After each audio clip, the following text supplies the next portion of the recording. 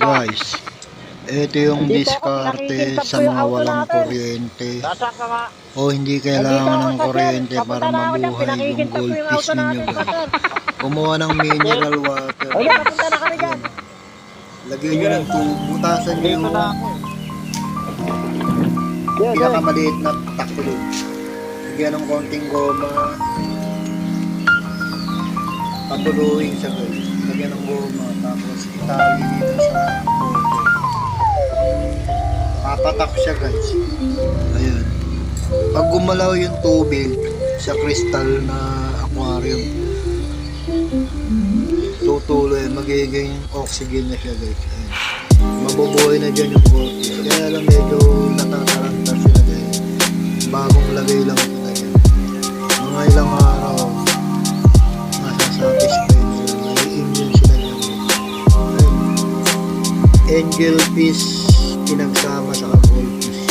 Ayan. Dito naman guys, goldfish rechargeable. Diba akin ito guys?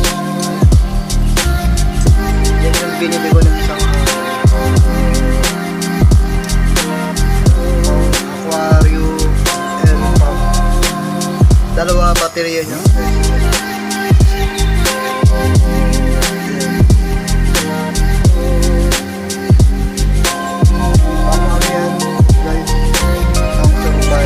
Matagal yan ng 2 araw.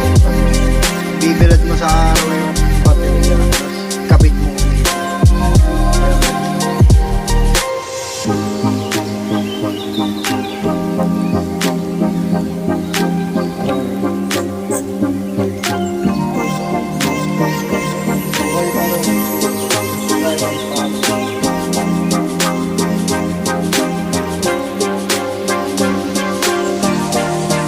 Ganyan ang paggawa guys na portable